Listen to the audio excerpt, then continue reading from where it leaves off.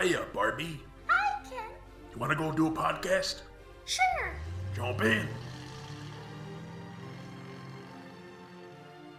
Fillies and genticles, mares and stallions, dragons of all ages, and everyone else.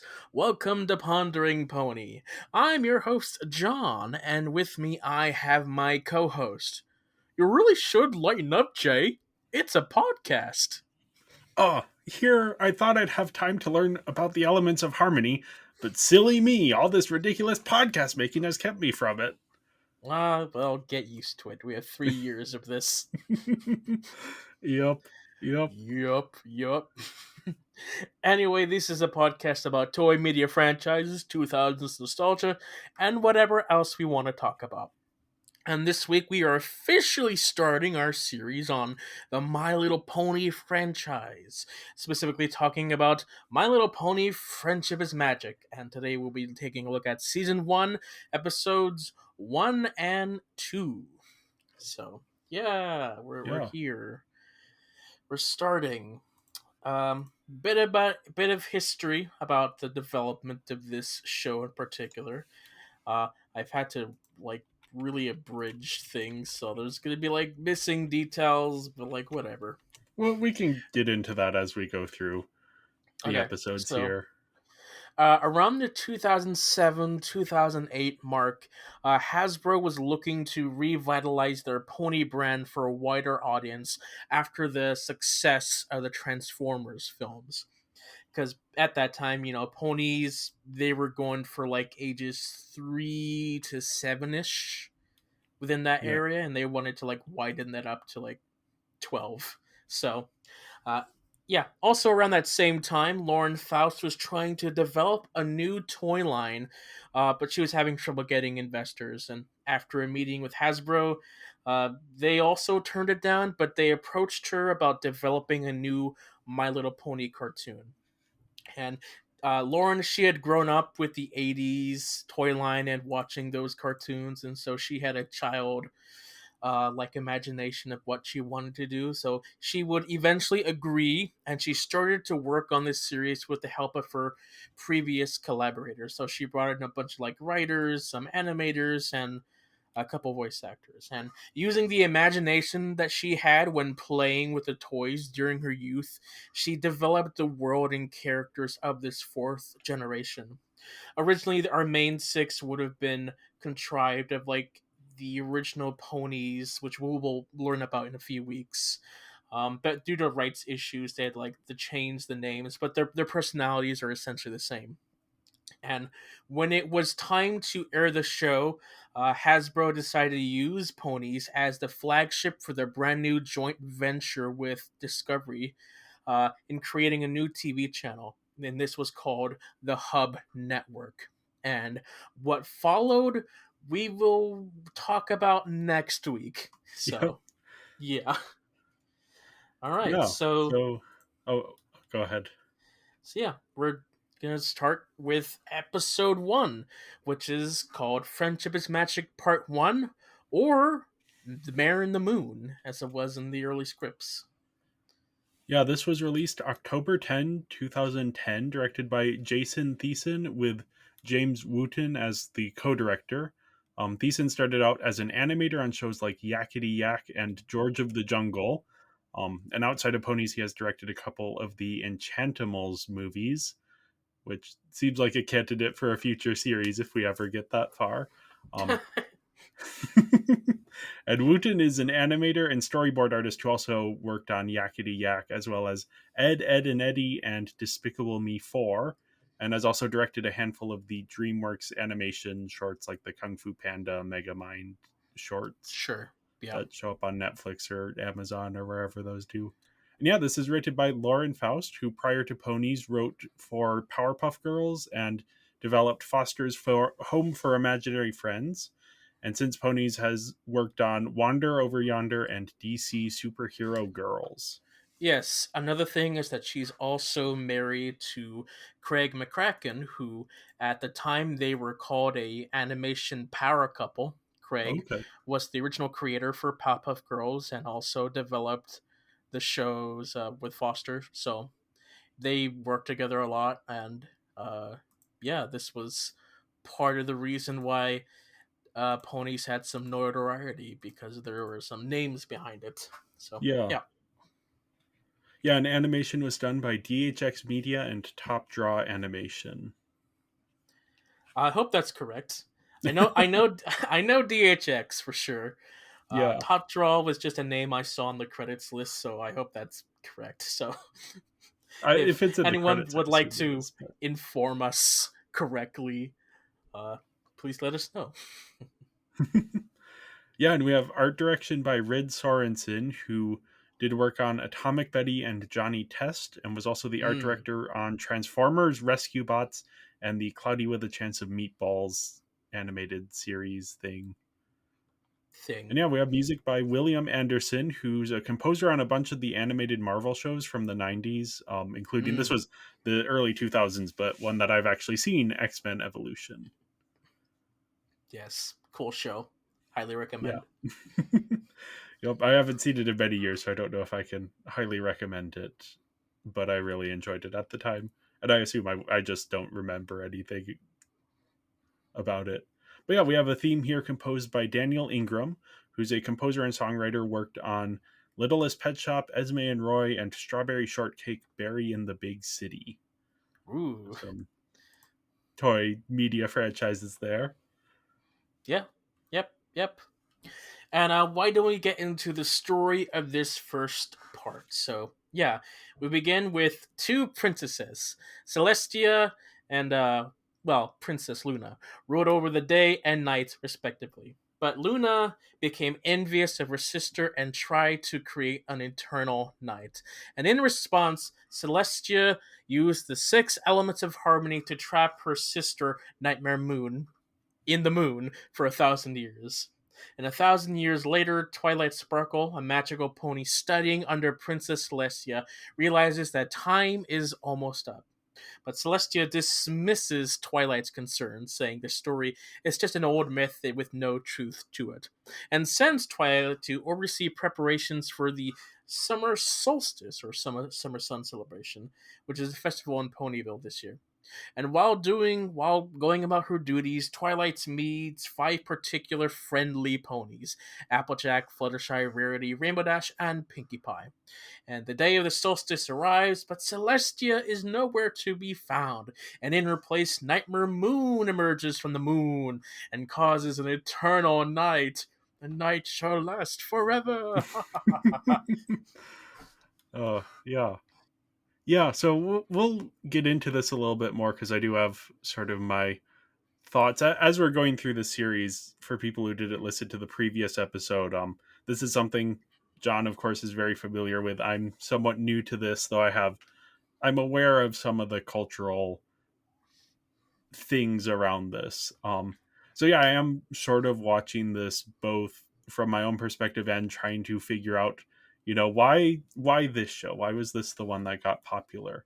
Um, all that said, even though I have been aware of this show for a while, I was a little bit surprised when it started, and we get this like big lore dump, which, I mean, it isn't uncommon for this type of media project to do. I was, though, even though I had heard so much about this show, I was still kind of in the back of my mind expecting something a little less involved. I knew that there was like magic and lore and all of this stuff. I was just kind of assuming that was stuff that came in like slowly over time and was sprinkled in. But no, that's just like right here from the very beginning. We're getting all of this lore. Um, yeah, yeah. This is an interesting episode. We talked a bit on Tron Uprising when we did those episodes. How first episodes could be very difficult. Um, Yeah. I don't think this is as disastrous as Tron Uprising's first episode, but for me personally, as someone who kind of struggles to watch TV sometimes, this first episode was hitting on certain issues that I have with first episodes. The lore dump is like, that's just kind of what you have to do. Like, there's no really elegant way to do that, and they do a good job of like, hey, here is a different animation style and making it a little bit more interesting in that way. but it is, 2 minutes of here's everything that happened in this world prior to the events you're about to see. Um, which, yeah, outside of like Lord of the Rings, that isn't necessarily my favorite way to start a story. Um, Sure. and yeah, I mean, in of the kinds of first episodes, the ones that I tend to like are the ones that are either telling a story that is completely separate from the story we're about to get into, or first episodes that are sort of a microcosm of what the show is going to grow into. Mhm. So a little bit more episodic. I'm assuming that element is here, but this feels a whole lot bigger and more. Yeah, so like this is more of a symptom of like their approach to doing something like this. So this type of episodes is only going to happen for premieres and finales. Okay, Everything yeah, else, you're going to find out next week what our typical episodes might be like. Somewhat, it's hard to say yeah, yeah, because this first season in particular is a little bit different compared to the rest of the show, being it's the one that has the least influence by a certain fandom. Uh, yeah, yeah, yeah, yeah. I'm just thinking, this is something, and honestly, this is mainly just a me thing, not a, sure, sure. not a general TV thing of like the types of first episodes I tend to enjoy more are stuff like the first episode of Gravity Falls or the first episode of Phineas and Ferb, where it's like we're laying the groundwork for everything this is So, going to become, but we're not like doing backstory.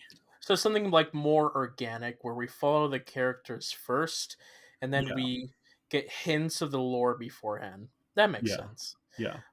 But again, that's probably too much to expect for this, which is meant to sell toys first. And and and this clearly worked, and I think we're going to talk further down. I have my cultural anthropologist corner at the end of this episode for people to look forward to, where I'm going to talk a little bit more about how I think this is actually something that worked in the series' favor in terms of winning over people who may not have liked it otherwise. sure, um sure, but yeah, for me, this is just like these are the things in first episodes that make me less likely to continue watching a series, which obviously I'm going to continue watching this one because that's the podcast, and I don't dislike it.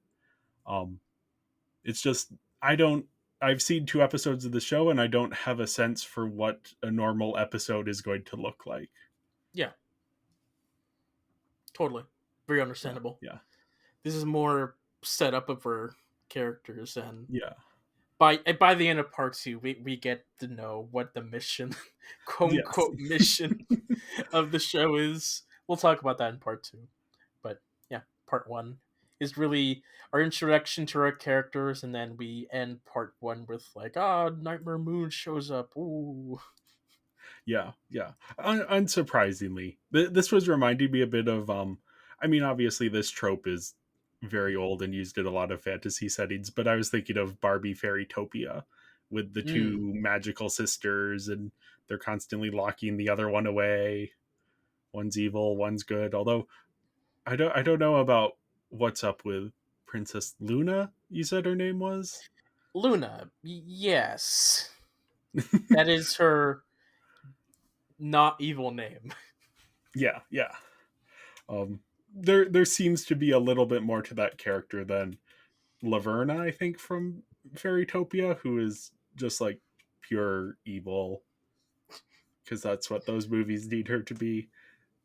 These ones, I mean, this is something just for people who don't listen to this podcast or don't know much. I have in the past expressed my most boomer opinion is that sometimes I don't like it when TV shows have the heroes and the villains sit down and they talk, and the heroes are like, "But have you thought about not being bad?" The villain goes, "Oh yeah, actually, that sounds like a good thing," and then conflict resolved. It's like I think Well, that is a good thing for kids to learn. As not a kid who is watching this, I sometimes find it a little bit narratively unsatisfying. Here I don't mind it with Luna because that is like clearly what has been set up. Um mm, but yeah, I'm just putting that out there because I feel like that opinion might be relevant in the future. uh, totally relevant. I know it's gonna be very much relevant when we get to the first generation. I have things to say about their plan. Anyway, that's weeks away Yeah, before yeah, we start talking about those plans. But yeah, no, we will get to moments where like, okay, we need to think of a better idea than just telling them to stop. yeah, yeah, Uh, I mean, telling them to stop is a good first part, but you should have a plan after yeah, that. yeah. Um, Oh, we're here. The immediate plan was to get the magical elements to do the rainbow laser, which that's again that's we'll talk about that later. uh, yeah. So I am curious. Do you remember how you felt watching this episode for the first time back when you watched it? Okay, yeah. So there's different feelings to have. Part of it was that before I even got into the show, I had gotten an understanding of the world and characters through fandom. And so I had like fandom interpretations. I watched several abridged series. There's a lot of Pony abridged series, and so all of them would go through the first episodes, and so I got like the parody versions of these characters, which definitely partially negatively influenced some aspects, which I'll talk about later. But one of those being Jenny Nicholson's Friendship is Witchcraft. Uh, and so when finally watching the original show, I did find it a little weird and a little jarring. It's like, this is a little different. I don't think I was fully on board by the first episode. I don't fully remember when I was fully on board. But I kept with it just because I was curious to see. Um, Again, this was 10 years ago, so exact specific details are going to be lost and hazy, but um, it was different. Again, I'm 16 years old. I was like totally against like girls femininity, uh cartoon gross. And so watching this, of course I'm a little surprised. It's like, oh, okay, like it's not all that girly, but they're able to do some fantasy stuff. There's the rainbow lasers. um but it was definitely something to get used to. uh Now I could watch this fine. I'm Yeah, so Me from 10 years ago and me now are like two completely different. Like, and I could watch these sorts of things with ease. So yeah, okay, so speaking of like differences now, past year I just went through watching the first three generations of My Little Pony. I did reaction videos to that. You can check that out. So watching this and seeing how some characters are interpreted differently was like, huh.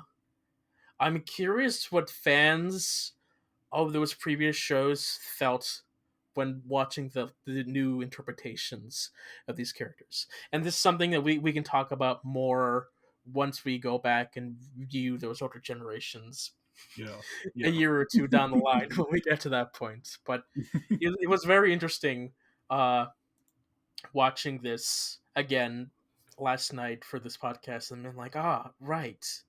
Yeah, this character was different. And now this is them now. Okay, that's interesting. So fun. Yeah.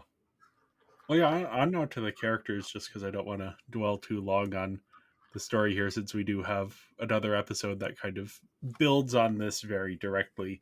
Um, but yeah, I think this first episode does a really good job at establishing each of the main characters here. We get a really strong sense for each of their distinct personalities. This is very different from, like, I think we've talked about the Barbie Dreamhouse Adventures show, how it's kind of difficult to get a sense of who Barbie's friends are because they don't have strong enough personalities to come through. We've talked about this on other things as well. Um, where I think maybe one of the Bionicle movies we talked about it, or I don't know. We've mentioned it before of these. Yeah, there's a lot of like toy lines that like to focus on like a main five or a main six or Yeah, seven, and sometimes like their personalities they could be mixed or matched. And here they did a good job of like having each character having their own distinct little personality trait, which I think is something that Lauren does really well, and also not very well. Okay. Um, she does it works really well for this one. It's when she applies it to something else, Okay. which I'm not going to talk about, but that's Yeah. just a Yeah. personal thing where it's like, okay, I don't think it quite works for that character, but the structure works really well for having a character type that anyone could watch and they can choose one of the six that works for them. So Yeah. Yeah. Yeah. Twilight Sparkle is the protagonist, at least thus far. I assume that's going to continue to kind of be the case throughout the show. That she's sort of the audience surrogate, as you put in the notes. yeah, she's the audience surrogate at least for the first few seasons. Um, things change, writers come and go, and so uh, priorities aren't always going to be the same. We'll Yeah. experience that. But yeah, Twilight, at least early on here, she's the audience surrogate. We get to follow her, see her reaction to the world and the characters, and we'll talk more about this when you go into your cultural thing. But yeah, you kind of nail it on why she's Okay. a fan favorite character for sure. But yeah, she's Celestia's top student. She's very books obsessed and she's friendless. Or is she? Yeah, she feels introverted is maybe putting too fine a point on it, but she has those qualities of, she's not prioritizing her social life. She feels um indifferent towards the social stuff. yeah, yeah. um so yeah, I feel like that is a very interesting character to put at the center of this kind of show, which we'll talk about that um when we get into the cultural anthropology stuff, because I think that is an interesting thing that might be part of why this show was as successful as it has been. Um, but yeah, we get this sort of the start of this little mini arc for her in this episode that obviously then pays off in the next episode. Um, but yeah, we'll talk a bit more about her later on, because she's an interesting central figure here. Her Mhm. assistant is Spike, as you put here, the punching bag. I would say almost comedic relief, as much as this show has a lot of comedic characters. He's sort of Yeah. filling that role in this first episode, especially. Oh yeah, Spike. There's a lot of fans notice this thing, and we like to coin the term as Spike abuse, where Spike is the punching bag for comedic slapstick moments where it's like, oh, he's gonna fall, he's gonna, uh, the door is gonna slam into his face, and a lot of stuff like that happens a lot. And Spike, he's a baby dragon technically. He's like technically a child, and so there's just this casual abuse that happens all the time that no one ever brings up, and so he's the punching bag. Yep. Yeah. Next up, you have Pinkie Pie listed, who's sort of the first who we see of the main group, but the last one to really get much of an introduction. Um, she is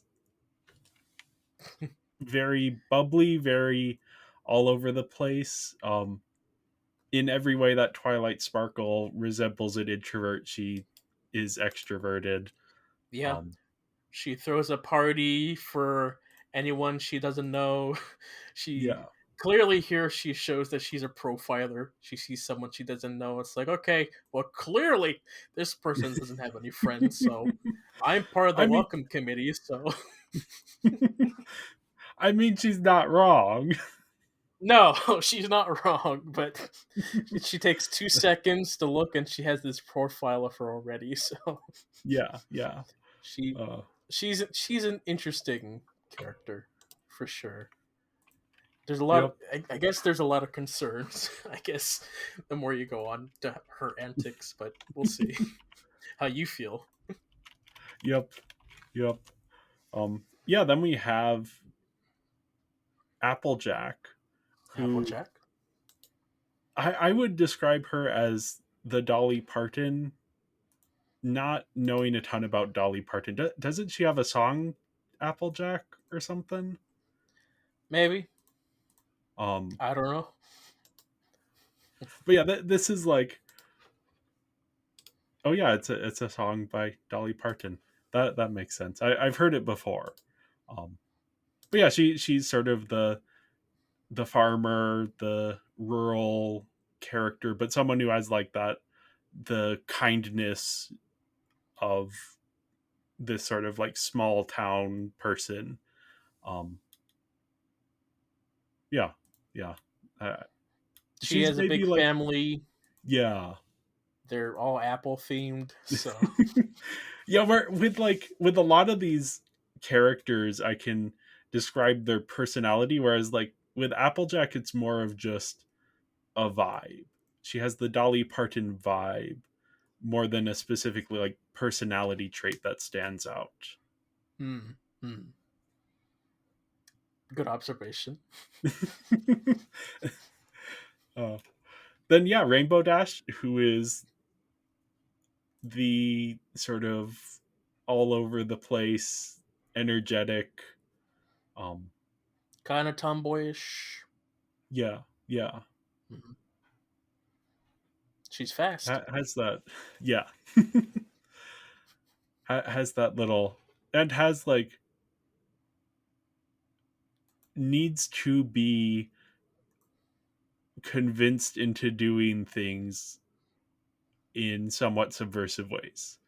You know, Mm, she's not hmm. going to clear the clouds because someone asked her to clear the clouds. Someone has to tell her that she is incapable of clearing the clouds, and then she's going to prove them wrong. Yeah, probably not the best employee to have. But she does it. You just need to tell her in the right way because Sure. she needs it to be her idea. Is the sense that I'm getting from this little interaction here? Yeah, yeah, yeah. She's one of the first ones where we have a clear understanding of what their goal in life is. So Yeah, she wants to join the Wonderbolts, which is this world's equivalent to the Blue Angels, this flying aerial stunt team. So yeah, yeah. yeah, yeah. Then we have Rarity, who is very much the like high class, the Cleo denial of this group. She's into Hmm. fashion, although she doesn't have the meanness that Cleo denial has from, of course, Monster High, No, no, no, um, not at all. but has that sort of has a very strong sense of style and of fashion and of Hmm. but yeah, it's interesting that she is very kind in that way that we don't tend to see from this type of character. Yeah. I will say that when I first got into the show, I did not care for Rarity at all. Okay. Um, it took me a few seasons until I actually liked her as a character, and part of that was just she represented everything that I expected the show to be, and like, oh, it's a girl thing. She likes fashion and she's over dramatic, which is true, but also she's also a subversion of that character trope because she does go hands down sometimes. Um, but like my 16-year-old brain was like, gross. Rarity likes fashion. I don't care about her character. Again, this was also an aspect that a Bridge series kind of influenced because a lot of her abridged counterparts are that is the stereotype that they go with. So that kind of affected. I didn't get to see the character fully and clearly. I didn't pay any attention to her every time she was on screen. I was like, get out of here, Rarity. So after, I watched the fifth season when that was the one that was airing, the first thing that was airing when I finally watched it. I was like, okay, now I get Rarity's character. Now I think she's actually not terrible. She's actually pretty decent. So You see, yeah. it's funny that you're saying that because if I had to choose a favorite based on these first two episodes, she would be hands down who I would go with. I Specifically thought so for those too. reasons that you are I thought so mentioning. too. Yeah. As the my favorite Scooby Doo character is Daphne. Rarity Hmm. fits into that vibe here. Yeah, Or I Cleo was from. wondering which one. And I was thought, Rarity seems like someone Jay would attach to. So, Can you guess who my second favorite of these is? hmm, is it Twilight? No, Is it Fluttershy? no, Okay. Is it Rainbow Dash? no. Damn it. So,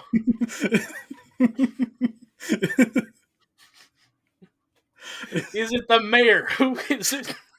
Applejack. Okay. I feel like that, knowing nothing about the fandom, except I kind of get the sense that Applejack is the least favorite of this group. And then also hearing like your thoughts on Rarity, I'm like, oh, am I just like, are my two favorite characters the least popular of the group? There are no Rarity. Rarity fans are very defensive because Okay. Rarity did get like a bunch of hate, but yeah, no, she's a valid character. There's also a lot of Applejack fans, um, but Applejack does get the butt of the joke of being the most background pony character of the main six, unfortunately. Yeah, Um, that doesn't surprise me. She has a little less universality. Again, from these first few episodes, she doesn't have as clear of like a singular personality trait. She's a bit more of a vibe than a personality. mhm. Yeah, I think out of all the main six, she's going to be the most consistent I get throughout the the sense that she's series. kind of like they're going to have a problem giving her arcs because she's in sort of the folksy wisdom role where everything she says has to be like significant and meaningful in a folksy way. And so it's hard to give that character any kind of arc because they have to always be right. You're not wrong. You're not. You see, I understand these shows just in general. Um, we have now seen enough of these toy media franchises that I have getting a sense of radar for these characters a little bit. Yeah, no, Applejack does get some stuff, but compared to the rest, she doesn't get as much, unfortunately. Yeah. And yeah, Fluttershy up next. She is shy. She is shy. Okay, I'm just realizing I don't know who your favorite of the six are. But if I had to guess, I would say that Twilight is number one, Fluttershy is either number two or number three. Okay. So Fluttershy is actually my number one. Okay. Yeah, no, she. Yeah, no, She's me. She's shy. I'm shy. Again, a lot of my favorite characters come from watching a Brit series. Fluttershy, Fluttershy is very interesting with Okay. what they do with her in a Brit series because yeah, it's entertainment, that's for sure. But yeah, no, like originally Fluttershy was like, oh yeah, Fluttershy, she's yellow and pink, two colors that I don't particularly like, and then she became my favorite. Okay. Yeah. Yeah, I mean, I have plushies of all the main six, but Fluttershy is the one that's the one within reach. So Yep. I don't have any plush of any of them. I So like animals, I'll but have to get a she's a little extra with the animals, that's for sure. But the no, only plush I have within reach is my little Bucky's keychain. yeah, no, I love her first scene. You know, of her being Yeah. very shy and awkward. It's funny. Yeah, Yeah, and then as yeah. soon as she sees Spike, she opens up. So there's a sense of like she has trouble with other ponies, but is super connected with animals. At least strangers. I Yeah, should yeah. say. Yep. Yep. That's yeah, that makes sense. I know quite a few. It's not just introverted, but people who don't like big social settings, especially with strangers. And so I was recognizing things with Fluttershy Yeah. of like, oh yeah, that makes sense for this character. Um, and then yeah, we have the two big characters looming over this all. Celestia, who you say here heard about but not seen. We see her in the opening animation, So but like that's more of like a background history. We don't actually see yeah, her character. We yeah, see a book interpretation of her character, the myth. So she's this character that we don't see a whole lot of, at least in this episode. That like we just hear characters talk about. She's like royalty. Um, so that's just a thing that I'm pointing out, yep, yep. just to say. She is the god king of this world. Mm, mm. She's the sun deity. Yep. She, yeah, Celestia. She's. It's fascinating to talk about her appearances here. I guess Okay. Yeah. it's Yeah. fascinating to me, I at mean, least.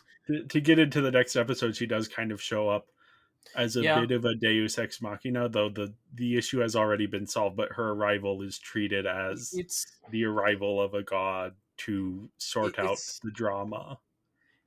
it's a thing we have to think about. But anyway, yeah, Nightmare Moon. She's the villain. Yeah, pops up here briefly at the end to be like, "I'm here. You're gonna You're have to deal with making me me night." next episode. Yep. Uh, Yep. Nighttime will last forever. Meanwhile, all the crops die, and yeah. yeah, yeah. I mean, I'm not to the visuals. yeah, visuals. Yeah, I don't know what to say because this is to me what the show is visually. So I don't have anything to say about it. Sure. Um, it's colorful. It's animated using Flash animation, Yep. which normally Flash animation you can obviously tell from a mile away. I think using these pony equine designs, very simple, really helps to just make it feel more natural than janky human movement. Yeah. Yeah. Yeah. Yeah. There is like a logic to how the characters move. Yeah. And of course, when you have Flash animation, of course, you're going to have animation errors, which in the notes here, I just put like a couple things a couple images that not really anything to talk about, just funny little things. So the first one here is her face, her eyes are kind of all messed up while I'm guessing it's kind of like a smear frame where her eyes are blinking, but something Yeah. looks wrong.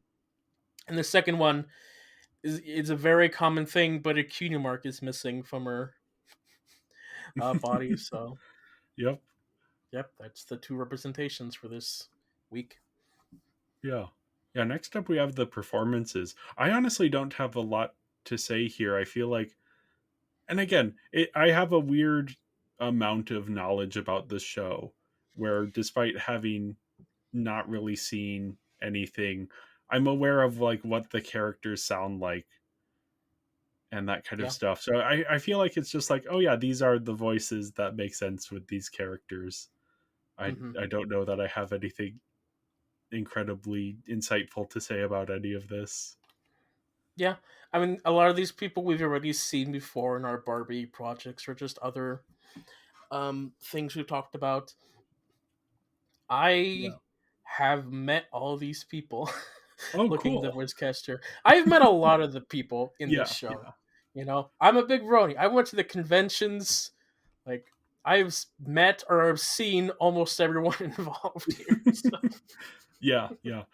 I'll make sure. I think we talked about it last episode, but I'll put the link to it in this episode as well. The little documentary you did about your experience with the Brony fandom, for thank you. anyone who's interested in like look getting an insight onto that part of things.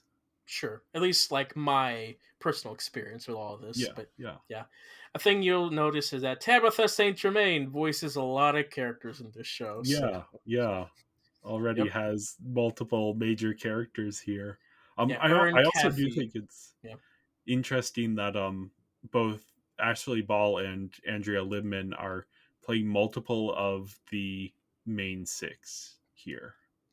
Yeah. I sent you like a year ago I sent you like a little document that had Lauren's notes about the casting. Yeah, Originally Kelly Sheridan was one of the top people for Twilight, so um makes sense. Yeah, yeah, Kelly being Barbie, someone that we know we've seen a lot, and so there were some notes about these characters here. But yeah, it's really cool to see these little tidbits here. Yeah. Yep. yeah, yeah. And I would say that like they did a good job of casting.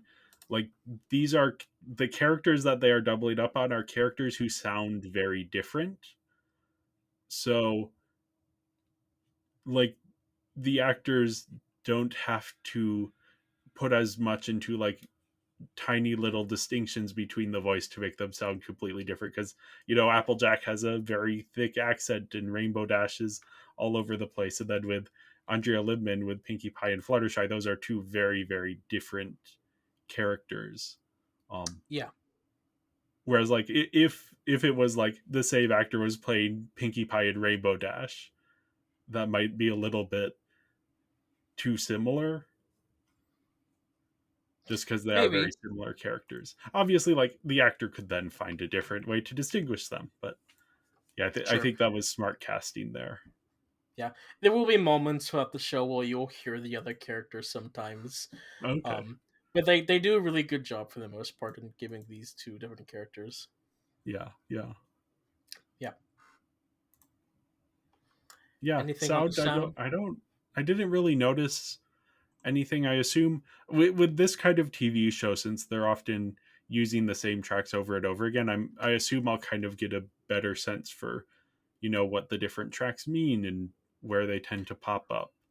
Um, Right. But one thing that you're likely going to notice, or maybe you won't, is that this show has a lot of mousing technique to its music. So okay, Um, mousing, if you don't know, is like this thing where the person doing the composition like matches what's going on screen. So if a mouse is like scurrying across, then the music is gonna sound like a little mouse, like doing that. So there's a lot of moments where the music will match like bits and moments here of mousing. So Spike getting abused, for instance, mousing. um, So if you are keen to keep an ear out for that, then there's a thing to look forward to, I guess. yeah, yeah, Yeah. Okay, few little tidbits here of trivia illusions taken from the Pony Wiki.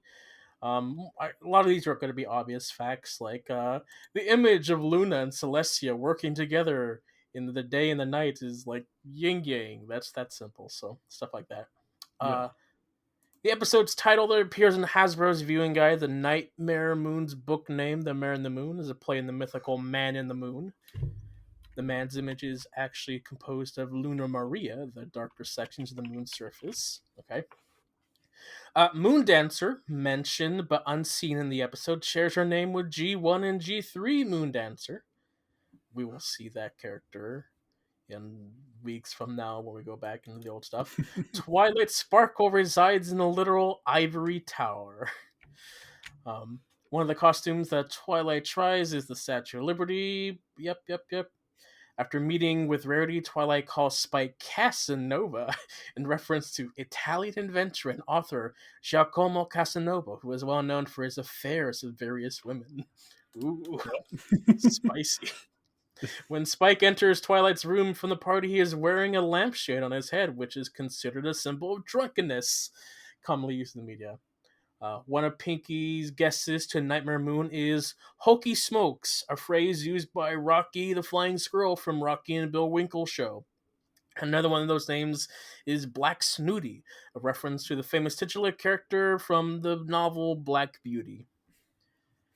Taking some IMDb trivia, we have Rimadash claims that she can clear the sky in 10 seconds flat, and exactly 10 seconds lapse between Twilight's prove its response and the last cloud being kicked away. During the earlier scene where Twilight is mentioning stuff, Nightmare Moon is seen in the hourglass when Twilight is passing by it. So, foreshadowing. I don't know if you caught that one. Yes, I did catch that one. Nice. Okay. During the party scene, a gray Pegasus pony with straw-colored hair is standing in the background. Initially, her face is obscured, but after Twilight finishes pouring herself hot sauce, the background pony's entire face is visible, and she's making an odd face with her nose scrunched and her eyes crossed. This pony was eventually popularized by fans and named Derpy Hooves, which uh, her eyes being crossed like that was originally an animation error, but the animators were like, that's funny, so they kept it for that one shot. It became popular with the fans, so they decided to keep it for the rest of the show. So, Makes sense. makes sense. Twinkleshine was voiced by 3 different actors during the scene where Twilight encounters her old friends. Her first line, "There you are, Twilight," was spoken by Nicole Oliver. She was voiced by Kathy Westluck while she is inviting Twilight to Moondancer's party. And after Twilight runs off, her last line was spoken by Tabitha St. Germain as the ponies walk away, which I think was a storyboard error where they were supposed to be those 3 different characters, but they Okay. just Yeah. had them be the same character. So, that would explain it. yep. I don't know if you noticed that at all. I never noticed No, it, I didn't know. but it's interesting when listening back because I knew this information now. Listening back, it's like, oh yeah, that is interesting. I don't know Yeah. how I didn't catch that. But before we move on to the next episode, we wanted to take a moment to tell you about where you can find us. We're Binging Barbie on Instagram and Tumblr, Binging Barbie on Blue Sky and Serialist, and Binging Barbie, a Barbie movie podcast on Letterboxd. And if you enjoyed this episode, make sure to leave us 5-star review and go join our Patreon at patreon.com/Binging Barbie podcast. There you'll find me doing reactions to this show alongside this podcast, so you can check my reactions there. Also, make sure to check out Lego JPO Studios for more pony content by yours truly. So, on to the next episode.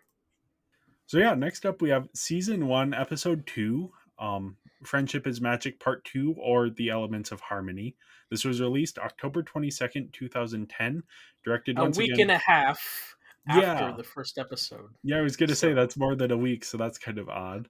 But this very was odd, but perfect timing. We'll talk about that next week. okay. Yeah. Um so yeah, this one is once again directed by Jason Thiessen and James Wooten and written by Lauren Faust. Yeah, all of that stuff is the same for this episode.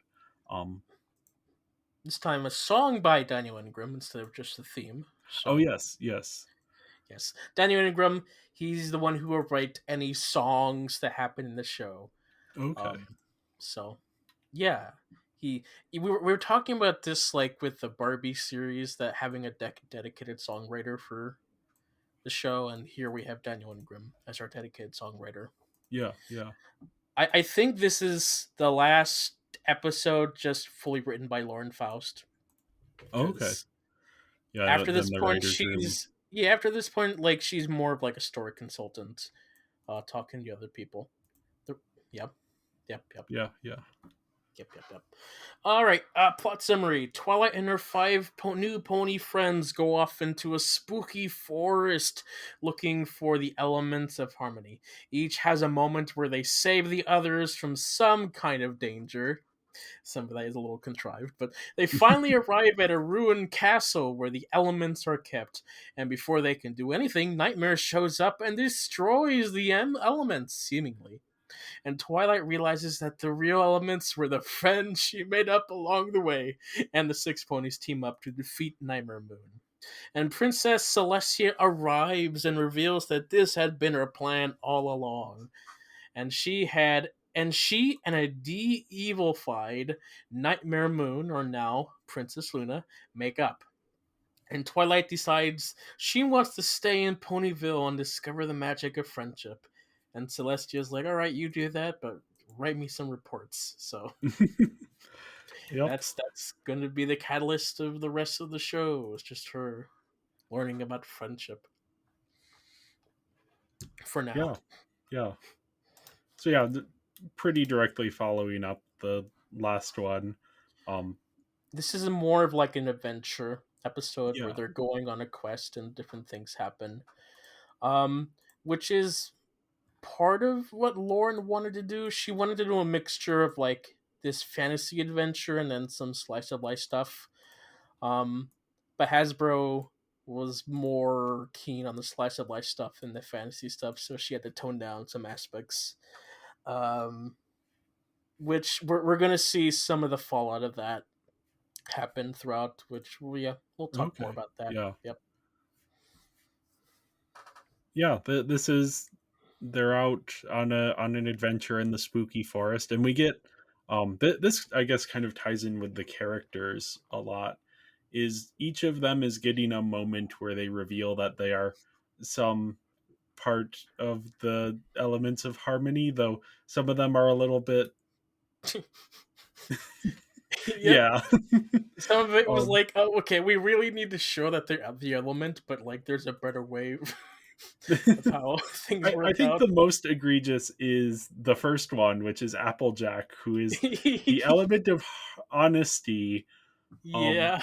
how they interpret this is that the ponies are falling off a cliff, and Applejack is like holding on to Twilight, but is, you know, slipping out of her hands. Their Hoof. hooves, Hoof. hooves, and Pause. I, they they don't act like hooves. No. No, But I yeah. mean, Anyway. sure. Um. So yeah, she tells Twilight, "You'll be okay. Just let go." And then Twilight lets go, and then is saved by Fluttershy and Rainbow Dash, who are flying to help. And yeah, I Yeah. guess that was being honest, but I don't.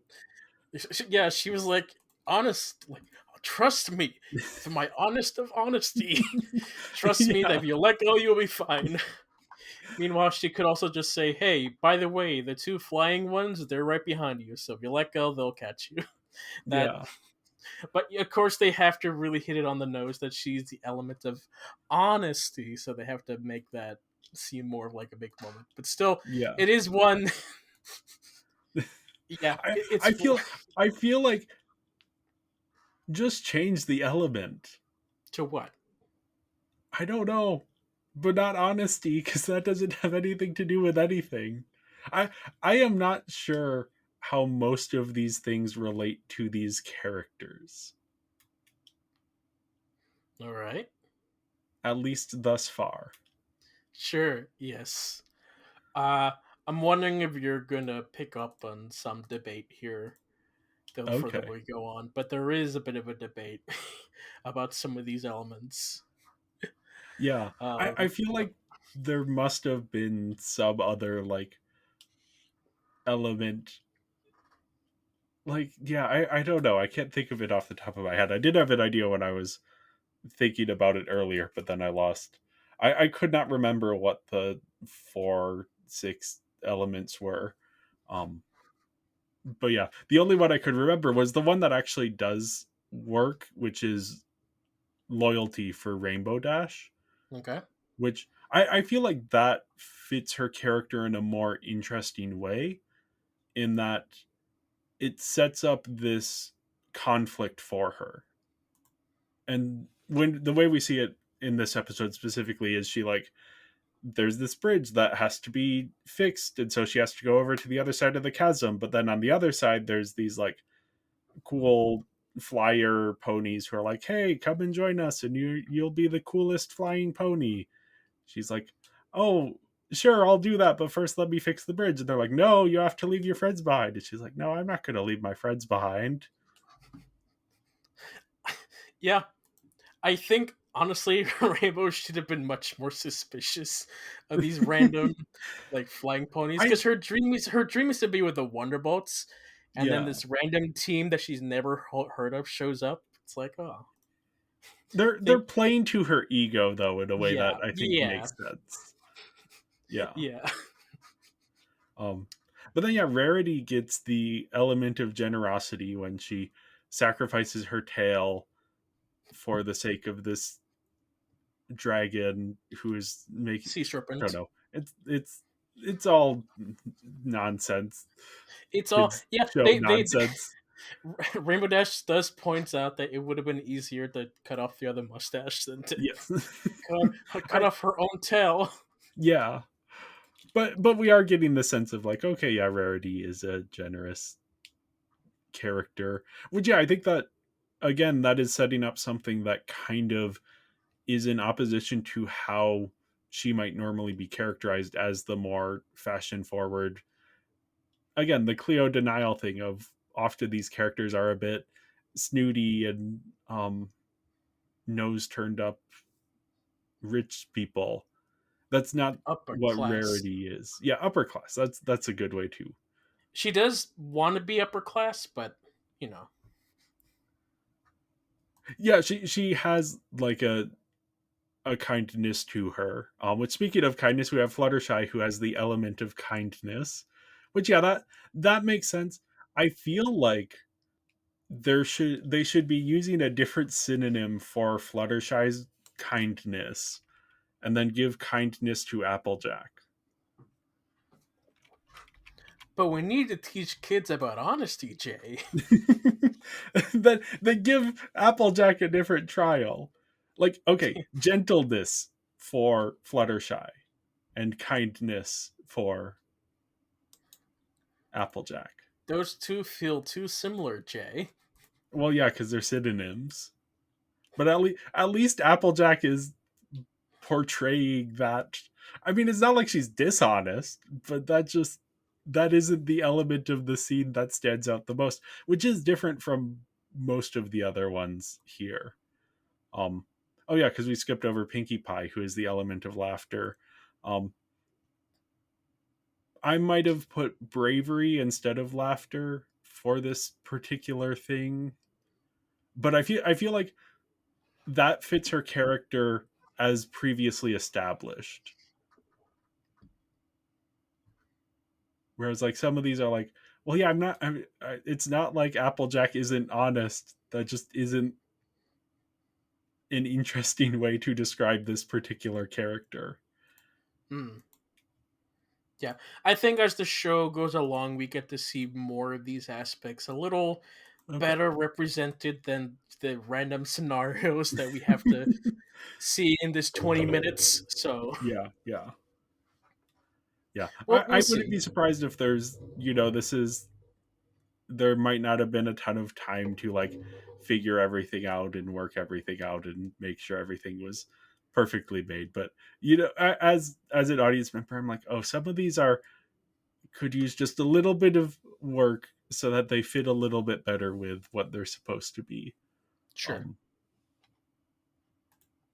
then yeah, Celestia shows up as the Well, hold on. We're oh missing one here. We have oh we're missing Twilight Twilight Sparkle, the element of magic, of course. magic.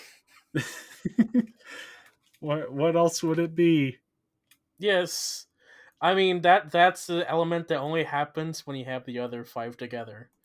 Um, cool imagery. There's a lot of imagery with that. Yeah. Her cutie mark is a representation of all six together. If you take a close look, I did a class on Okay. this.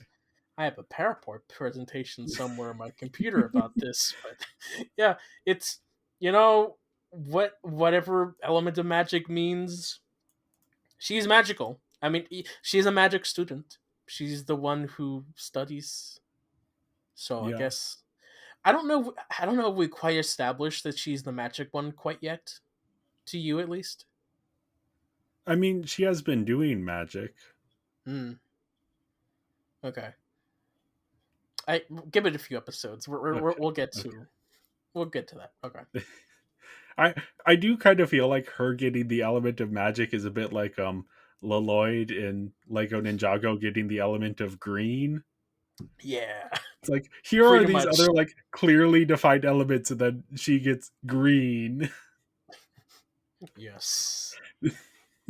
Yes. Oh, She. Yep. yep, yep. Magic of friendship. I guess. I guess, Is yeah. that may be what it means? I don't know. Ask Lauren. Next time I see her, I'll ask her. Yeah, Celestia. She shows up Yeah. again. Deus Ex Machina, but in the like original meaning of that, where it is the gods appearing on stage and like descending onto the stage Well, and solving all the drama. she didn't solve anything. She shows up and she's like, "Good job, Twilight," and Yeah, yeah, she gives a talking to because Twilight does all the solving. It'd be yeah. more of a Deus Ex Machina if Celestia shows up and then just takes Nightmare Moon.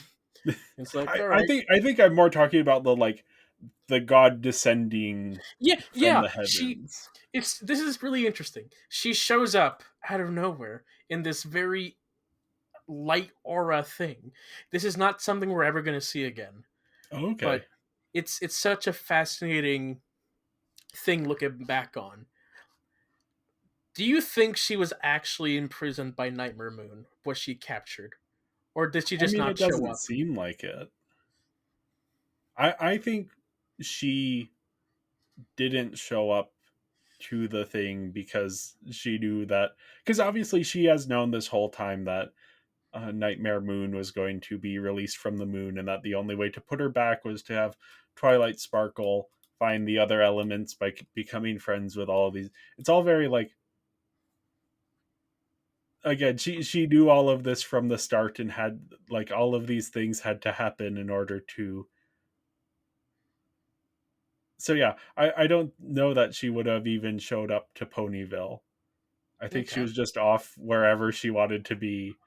And then Nightmare Moon was like, aha, I have scared her away. She is now gone forever.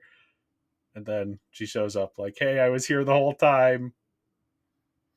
Good job, Interesting Twilight Sparkle. observations. I won't say any more, but that's Okay. interesting to think about. Yep.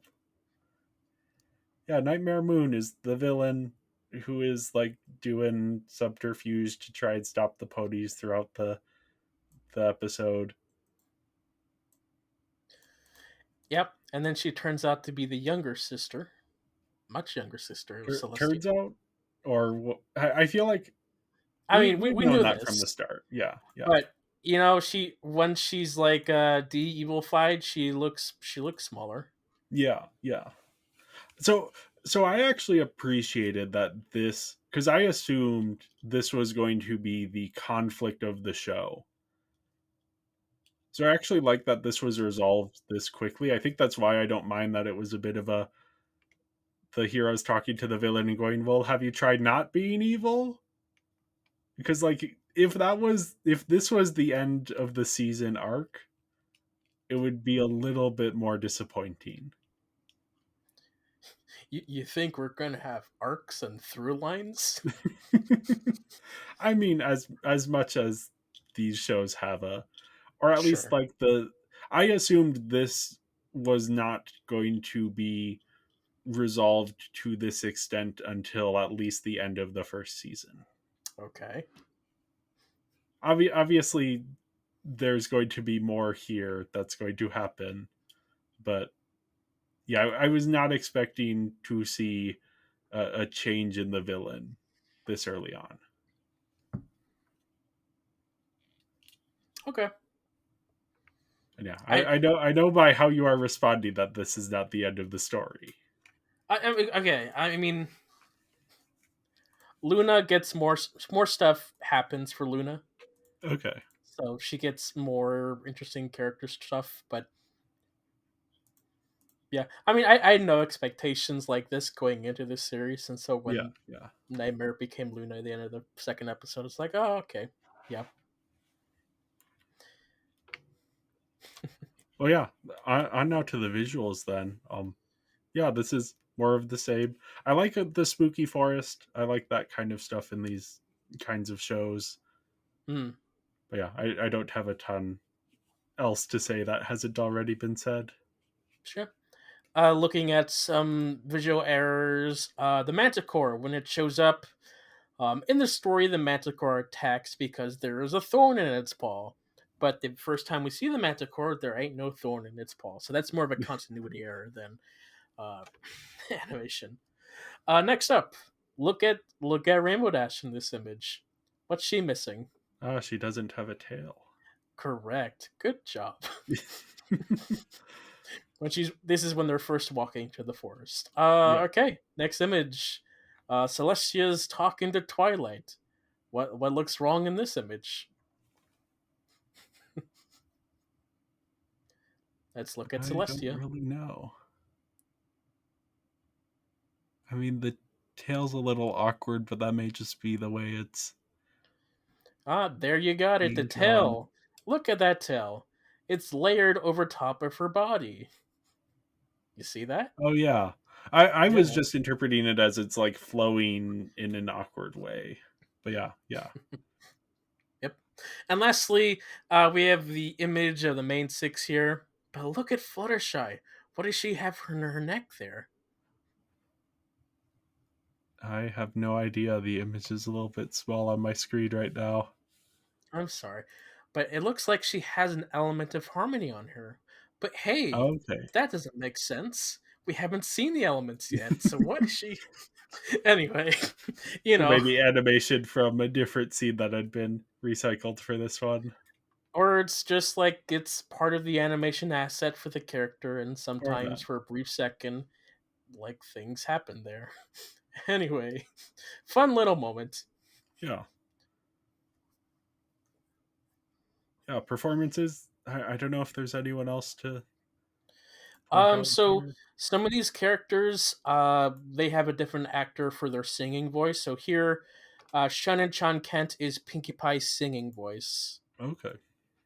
Yes, because Andrea, she does Fluttershy's, but someone else has to do Pinkie's. Okay. Yeah. Yep. Yeah, and And that speaking that of song, song, yeah, Giggle at the Ghosties yeah. The or the this Laughter Song. I have I mean this is a song from a kids show. That's what it sounds like to me. Yep, sounds about right. Uh, when the song first starts, we have Twilight being like, "Oh, tell me she's not gonna sing," Yep. which Common trope. common trope. So yeah, why don't we get into your cultural anthropology corner? Yeah. So this is just some things I put together in answering the question of why did My Little Pony get popular specifically with young men? I'm not entirely sure if I'm using the term cultural anthropology correctly. I tried looking into it. I didn't study anthropology. I took like sociology class in college, but didn't get into like theory or anything. So I don't know if that's the correct term, but it alliterates better. So that's why I'm using it here. Um, but yeah, even in just these first two episodes, I'm picking up on certain things that I think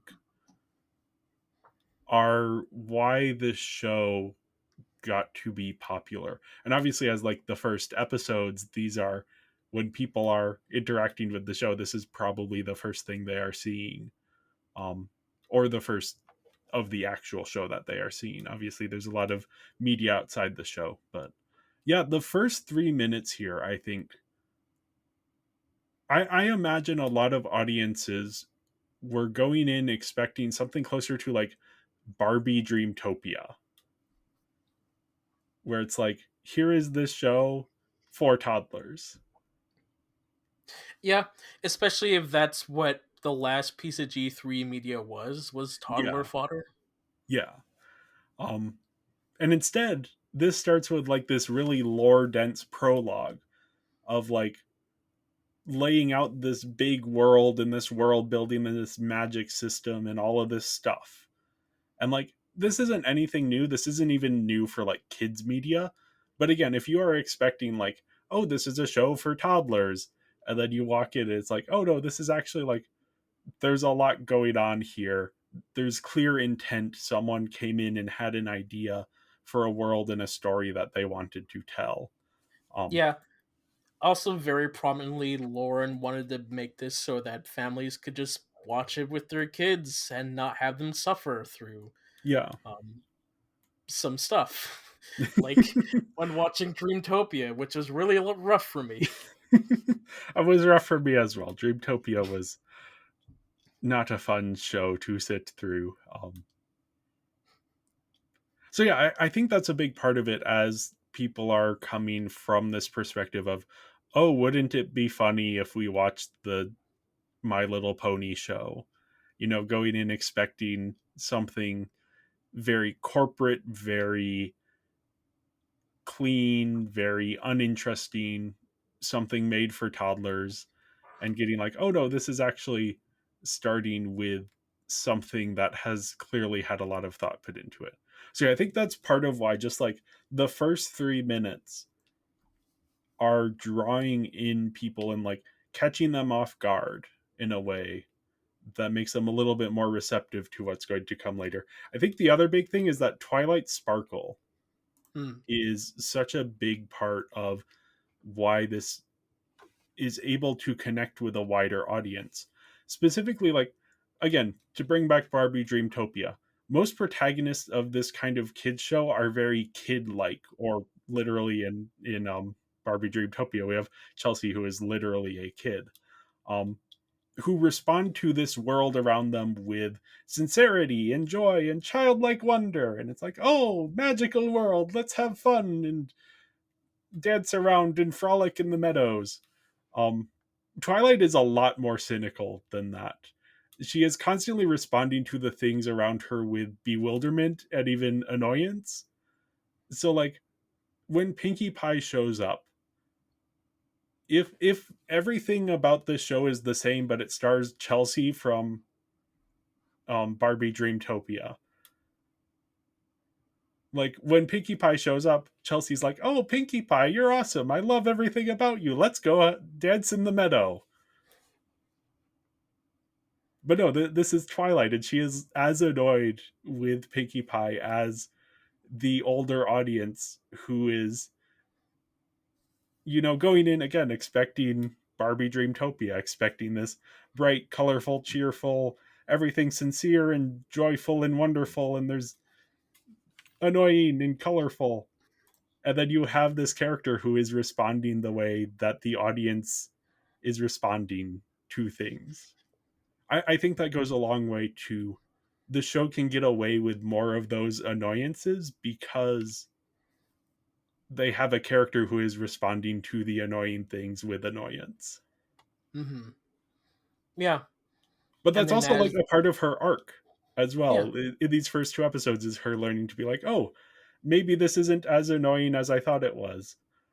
So again, this is like an on ramp for audiences who are a bit more cynical. They're approaching this not from a sincere child perspective of like, oh, there's a new show with characters who look interesting. People who are going in and going, oh, this is a dumb show for babies. Wouldn't it be funny if we watched it? And then here's a character who is approaching the world in the same way that they are approaching this world. And yeah, I think that is, I don't know. I assume this is somewhat intentional. Obviously not, they weren't making the show to appeal to men between the ages of 13 and 25 or 35 or whatever the brony demographic is, but that's yeah, sort of a side effect of what they're doing to make the show appeal more to older audiences, is that they're offering this on ramp for a wider group of people and people who are a little bit more cynical about this to actually enjoy the show. yeah. And as Twilight learns to accept the childlike stuff around her, so does the audience by the time, or maybe they don't, depending on who you are. Yeah, I'm very curious as we get into this because I do feel like that is a very positive potential effect of this. Is like, oh yeah, this is a way to sort of teach people to accept more of the sincerity and the joy of the world around them. But I also am aware that like the Brody fandom is very wide, and there's a lot of people in it, and some of the people maybe took some of the wrong lessons away from certain things. Or yeah, I'm interested. I don't know a ton about, I've been looking for just like and I don't know if this exists, but I would love to see a breakdown of like the politics of the brony fandom as Mm. they relate to the show and as they contrast with the show. Um, Yeah, there's like that's more of like a small section that you'll find when people analyze the show yeah, or the negative aspects of the fandoms. I might have referenced something like that in my video. I don't know if there's a specific dedicated video, but there's stuff out there. I'm sure you could yeah, find. yeah. Yeah, It's and I it's been a don't know if talking there's point. like the scholarly work that I would be interested in, just so that Hey, when I say something, I have like a backing in someone who knows what they're talking about, rather than just like a random person on YouTube saying things. hey, But maybe yeah, you yeah. could get your PhD and then you write your thesis on. I think part of the problem is that a lot of the fandom has dissipated enough that the problem people have moved on to other things Sure. in a way that makes it a little bit more, yeah.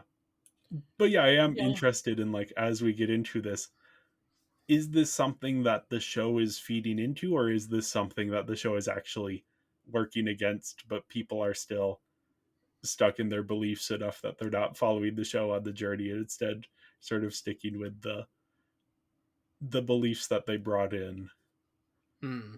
Because yeah, I mean, not having seen the show, I get the sense that the show is like a lot of kids shows. It's like all about diversity and acceptance and inclusion and all of these big things that a lot of these shows are about, which goes against the more far right elements of the Brody fandom, wherever those may be. Um, so yeah, that's just something that I am curious about, but I don't know if anyone has done like a scholarly dive into that topic. That is an interesting thing to think about. Sure. Yep. But yeah, that's just sort of my cultural anthropology corner here. Well, I'll try and have something for each episode that we do. I can't promise that I will come up with something interesting to talk about, but yeah, I intend for this to be a recurring segment. That should be fun to see. Yeah, so returning to the illusions via the wiki. So yeah, in the opening moments with Nightmare Moon apparently victorious, the mayor shouts, "Seize her!" And Nightmare Moon replies, "Stand back, you fools!" This is apparently a near verbatim quote, "fools" replaces with "fools," from a famous moment in the 1959 Disney film Sleeping Beauty. This is when Maleficent disappears after cursing the newborn princess. Then Yeah. during the fight with Manny Roar, I guess that's the Manticore, Applejack refers to the classic cowboy song "Get Along, Little Doggies," also known as Doggy's Lament. In the language of the American West, a doggy is a motherless calf. Okay. And there's another reference to the song in a couple episodes from now. Okay. Fluttershy pulls a thorn from Manny's paw, much like the classic retell of Androcles and the Lion. I think that's how that's spelled correctly. The sea serpent cries, what a world," a reference to Wizard of Oz. Okay, so the sea serpent, he is referred to as Stephen Magnet. And you might be wondering, why is he called that? Well, back in the yonder days, when you could watch these episodes on YouTube and Hasbro wasn't aware of that. Do you remember those days with the YouTube subtitles captions used to be Yes. horrendous? Yes. Well, when this scene showed up, for some reason the captions just said Stephen Magnet when he was speaking. And then that just became the character's name from here on. Hasbro even marketed that for like the toy line as well. So there you Interesting. go. I Little also piece. think it's funny that he's quoting the Wizard of Oz, considering he's to use some old slang, he's a bit of a friend of Judy. Sure. Okay, interesting tidbit about me is that I almost quit watching the show when I got to the Sea Serpent because he was too cartoonish for me, for my 16-year-old cynical self. I Okay. was like, oh, fashion, I don't care about this. Oh, he was crying over his mustache. Oh, it's so lame. But I kept watching, so I wonder what a world would have been like with me not liking the show because Yeah. of Stephen Magnet. I think that's one of the more like kids cartoon moments in the episode. Yes, for sure. Yeah. Luckily, I continued watching, and like I didn't have any more of those moments from here on Yeah, out. yeah. So that's good. So the magic of the elements of harmony manifests as a rainbow that reverts Nightmare Moon to Princess Luna. This is reminiscent of something that we're gonna be watching a few weeks from now. Uh, on to IMDb trivia. Here's friendship report that someone wrote out on IMDb. Let's see if it's correct. Twilight learned even though it's hard to make friends, it could make something wonderful happen. Sure. Is that sure? That's very generic, but sure. Sure. Sure. Okay. So Twilight Sparkle reads the elements of harmony, a reference guide. When she names the elements, the camera shows the ponies that will come to represent each respective element. There's also a music cue to go along with that. This is also the first episode to feature a musical number, Giggle at the Ghosties. Again, this is also the only episode solely credited to Lauren Faust. And lastly, Derpy Hoops appears in the background. I will have this fact in almost every episode when she's there Okay. with an image of her. So there she is. She's running there. So yeah. Anything else before we end off for today? Don't think so, yeah. All right. Well, in that case, thank you, everyone, for listening, and make sure to follow us on your podcast platform of choice and on our social media platforms. Don't forget our Patreon, Lego JPS Studios, yada, yada, yada. We do stuff. Anyway, we will be back next week to talk about episodes 3 and 4. And until then, the night will last forever. Oh, bye, ponies. Bye, ponies.